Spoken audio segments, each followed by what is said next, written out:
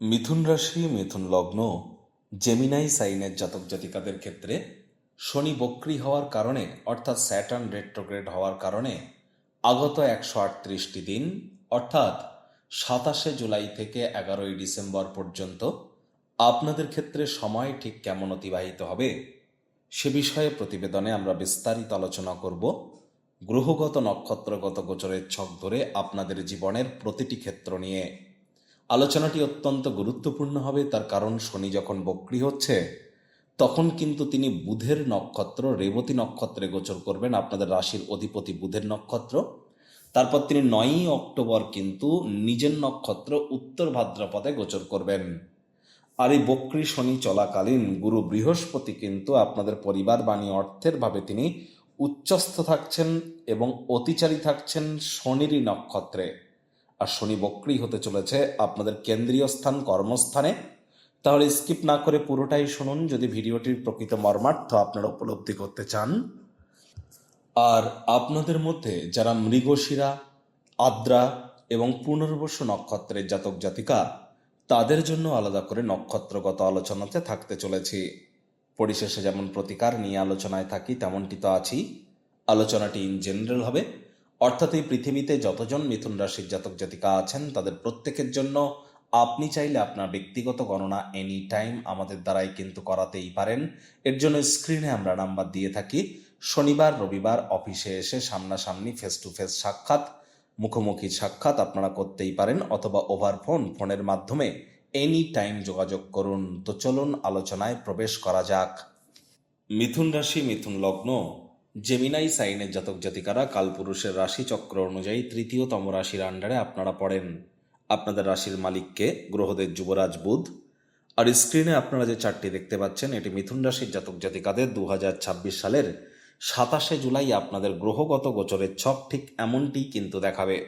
First house যেখানে তিল রেখা আছে গুলিয়ে ফেলবেন না, এটিই কিন্তু আপনাদের ফার্স্ট হাউস।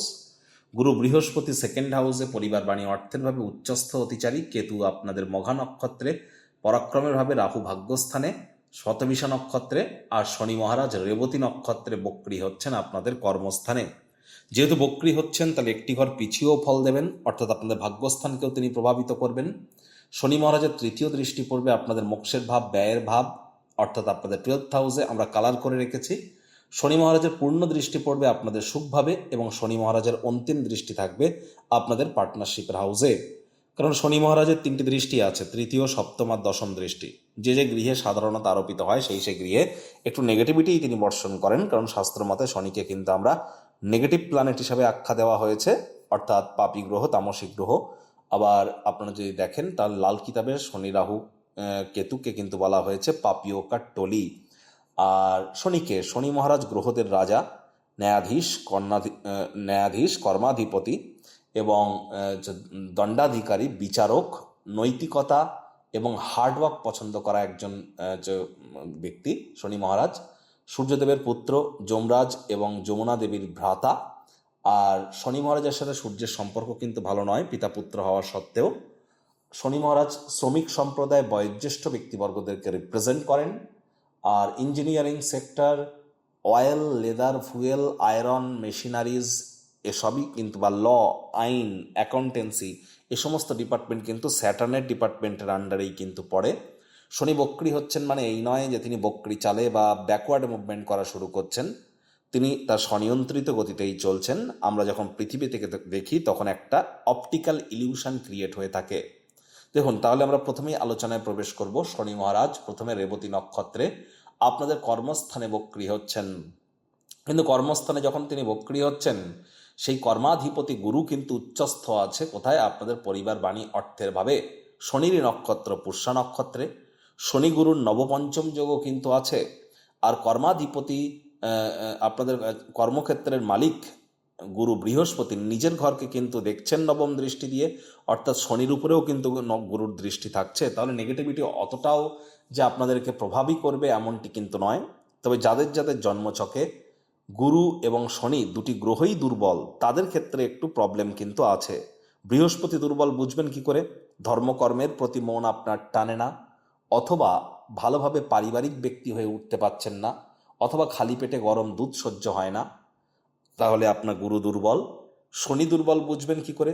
অতিরিক্ত মাথার চুল পড়ছে, সময়ের কাজ সময়ে করে উঠতে পারছেন না, অথবা ত্বক শুষ্ক প্রকৃতির হয়ে যাচ্ছে, অথবা শরীরে প্রোটিনের ঘাটতি দেখা দিচ্ছে, খাদ্য খাওয়ার বাড়িতে মাথার চুল অতিরিক্ত দেখতে পাচ্ছেন। এমনটি যদি হয়ে থাকে তাহলে বুঝতে হবে, এর মধ্যে যে কোনো একটি, তাহলে বুঝতে হবে আপনার শনি কিন্তু খারাপ জন্মছক বা নেটাল চাটে। তাহলে জ্যোতিষতাত্ত্বিক পরামর্শ গ্রহণ করতে হবে। আমরা এখানে ইন জেনারেল আলোচনা করব। দেখুন, শনি মহারাজ বক্রী হওয়া সত্ত্বেও যদি আপনারা কঠোর কায়িক পরিশ্রম করতে পারেন, হার্ডওয়ার্ক করতে পারেন, সততার সাথে যদি এগিয়ে যেতে পারেন, তাহলে 100% আপনাদের কর্মক্ষেত্রে আপনাদের উন্নতির যোগ, প্রমোশন, পদোন্নতি, স্যালারি ইনক্রিমেন্টের যোগ কিন্তু পরিলক্ষিত হবে। তবে কর্মক্ষেত্রে যদি কোনো আপনারা ফাঁকি মারেন বা কোনো প্রকার অবহেলা যদি করেন, তাহলে কাজের কিন্তু পুরাতন কর্মের তদন্ত কিন্তু এ সময় হতে পারে। তাহলে এ বিষয়ে কিন্তু আপনাদেরকে একটু সাবধানতা অবলম্বন করে চলতে হবে। একই সাথে আপনাদেরকে বলবো, দেখুন, কর্মক্ষেত্রের অধিপতি গুরু তো জ্ঞান আর শনি তো কর্ম।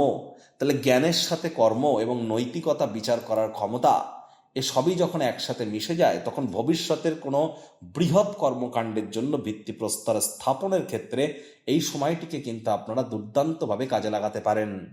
এ সময় আপনার যদি কোনো প্রত্যাশা থেকে থাকে কোনো অ্যাওয়ার্ড রিওয়ার্ডের, কোনো পুরস্কার প্রাপ্তির, সেখানে কিছুটা গতি ধীর হয়ে যেতে পারে। কারণ শনি মহারাজ তো শনায়ে শনায়ে একটি রাশি থেকে আরেকটি রাশিতে গোচর করতে 2.5 বছর টাইম নেন। এ সময় যদি আপনার প্রমোশন পাওয়ার ইচ্ছা সম্ভাবনা যদি থেকে থাকে, সে প্রমোশন হয়তো হবে, তার আগে কিন্তু আপনার কাজের তদন্ত হতে পারে। এবং এ সময় আপনি চেষ্টা করতে হবে আপনাকে আপনার যে স্কিল এবং আপনার যে পুরনো যে অ্যাসাইনমেন্টগুলি আছে সেগুলিকে যত দ্রুত আপনি সম্পূর্ণ করতে পারেন, এবং চেষ্টা করতে হবে আপনার প্রফেশনকে যে আপনি কীভাবে সাস্টেনেবল বানাবেন, তার জন্য modern technology, modern skill set, এগুলির আশ্রয় গ্রহণ করবার চেষ্টা করুন। এই সময় কিন্তু আপনাদের অর্থগত ব্যাপারে অতিরিক্ত সাবধানতা অবলম্বন করে চলতে হবে। কাউকে টাকা পয়সা ধার যেন দেবেন না। লটারি, সাট্টা, জুয়া, এই ধরনের ক্রিয়াকলাপ থেকে আপনারা বিরত থাকুন। এবং বড় ধরনের কোনো জিনিস, দামি কোনো জিনিস এই সময় যেন ক্রয় করতে যাবেন না। এবং ফাস্ট মানি, হঠাৎ করে অর্থ উপার্জন করা, দ্রুত অর্থ উপার্জন করার কোনো প্রসেসের দিকে এ সময় ধাবিত না হওয়াই কিন্তু আপনাদের ক্ষেত্রে বেটার হবে। আর মেন্টাল এবং ফিজিক্যাল হেলথের দিকেও কিন্তু আপনাদেরকে অতিরিক্ত নজর কিন্তু এ সময় প্রদান করে চলতে হবে। যোগব্যায়াম, ধ্যান, প্রাণায়াম এবং আপনারা অনুলোম বিলোম এবং একটু ওয়াক করা, হাঁটাহাঁটি করা, এগুলি যতটা আপনারা করবেন ততই কিন্তু আপনাদের ক্ষেত্রে বেটার।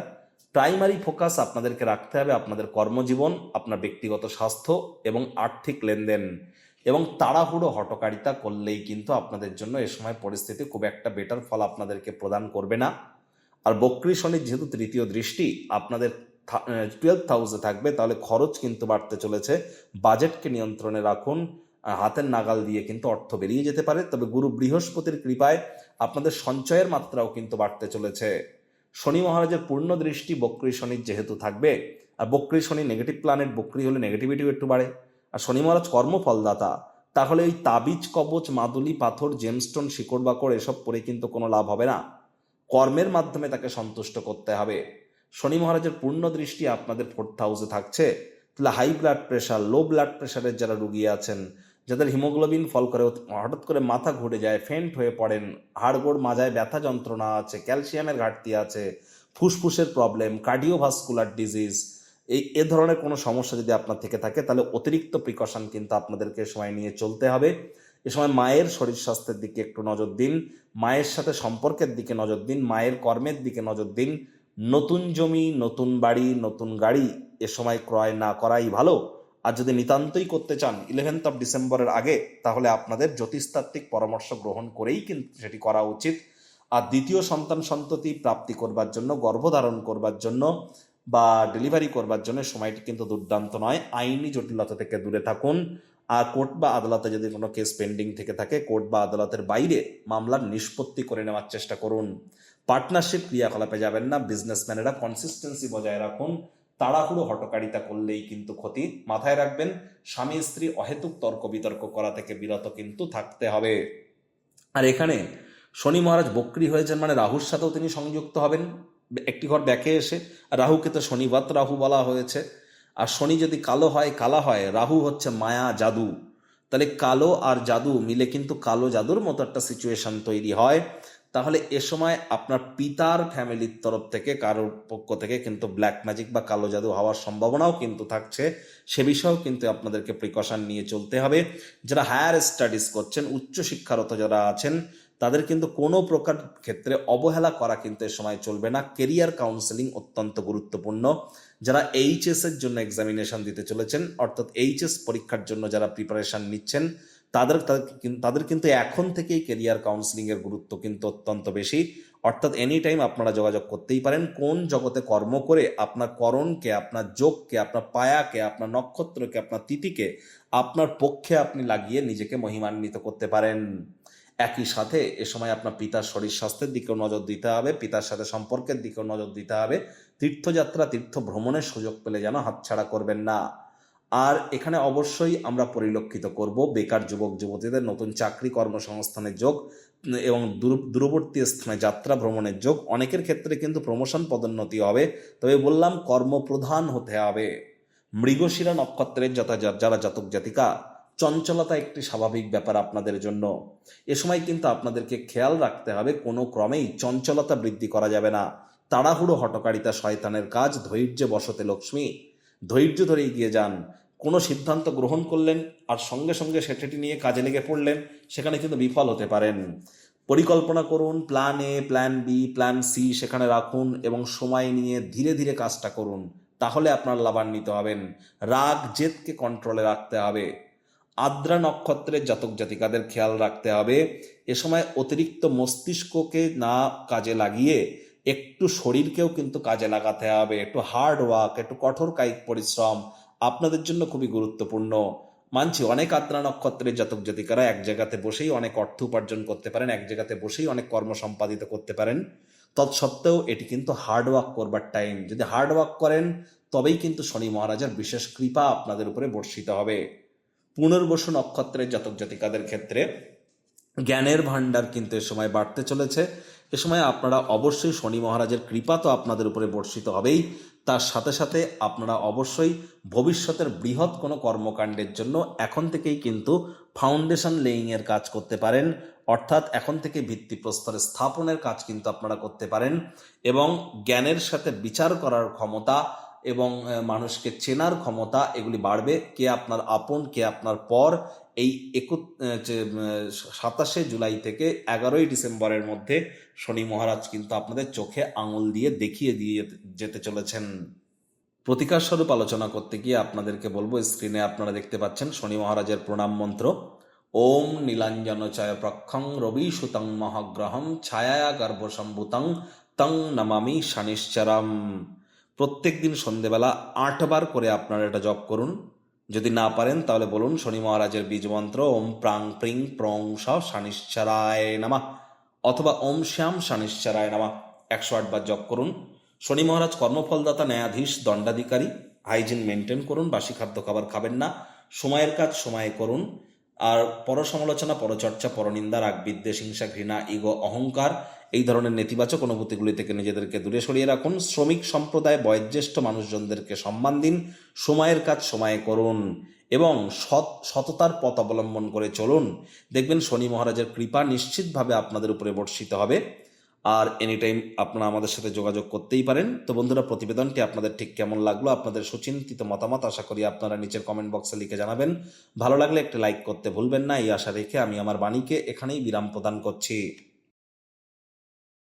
সংসারে অশান্তি, প্রেমে বাধা বা বিবাহে অনিশ্চয়তা, ব্যবসাতে ক্ষতি বা চাকরিতে ডামাডোল, অসুস্থতা, দুঃখ, দারিদ্রতা থেকে কিছুতেই রেহাই মিলছে না, পরীক্ষায় ফেল, তাহলে আর দেরি কেন? জীবনের যাবতীয় সমস্যার সমাধান করব আমরা। বাস্তুশাস্ত্র, সংখ্যাতত্ত্ববিদ্যা, লাল কিতাব, বৈদিক জ্যোতিষশাস্ত্র, কৃষ্ণমূর্তি প্রভৃতি পদ্ধতিতে জন্মছক বিচার করা হয়। প্রয়োজন অনুভব করলে স্ক্রিনে ফ্ল্যাশ হওয়া নম্বরে যোগাযোগ করতেই পারেন।